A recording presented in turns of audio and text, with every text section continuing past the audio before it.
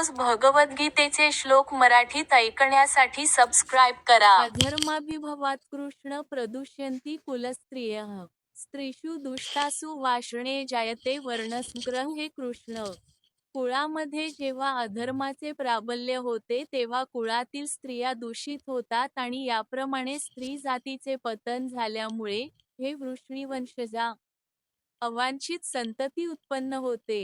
तात्पर्य: जीवनातील शांती, भरभराट आणि आध्यात्मिक प्रगती यांसाठी समाजामधील सभ्य लोकांची संख्या ही मूलभूत आधार आहे.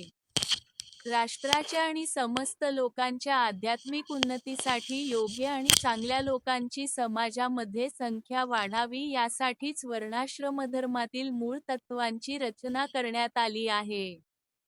अशी सभ्य संतती स्त्रीजातीच्या पावित्र्यावर आणि एकनिष्ठतेवर अवलंबून असते. ज्याप्रमाणे मुले ही वाममार्गाला लागू शकतात त्याचप्रमाणे स्त्रियांचे अधःपतनही सहजपणे घडू शकते.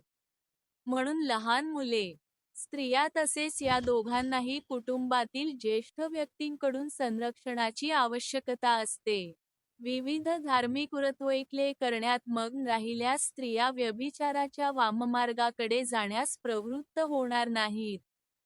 चाणक्य पंडितांच्या मताप्रमाणे सामान्यतः स्त्रिया फार बुद्धिमान नसतात आणि त्यामुळे विश्वासूही नसतात.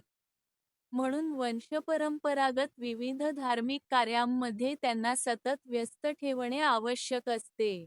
या प्रकारे त्यांच्या पावित्र्यामुळे आणि भक्तीमुळे वर्णाश्रमधर्मामध्ये सहभाग घेण्यास पात्र अशा चांगल्या संततीची निर्मिती होईल.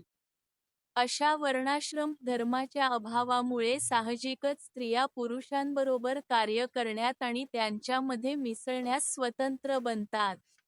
व्यभिचाराला अशी मोकळीक मिळाली की अनावश्यक लोकसंख्या वाढण्याची शक्यता वाढते. बेजबाबदार व्यक्तीसुद्धा समाजामध्ये व्यभिचाराला उत्तेजन देतात आणि त्यामुळे मनुष्यजातीमध्ये अनावश्यक संततीची बेसुमार वाढ होते आणि युद्ध, महामारीचे संकट बळावते.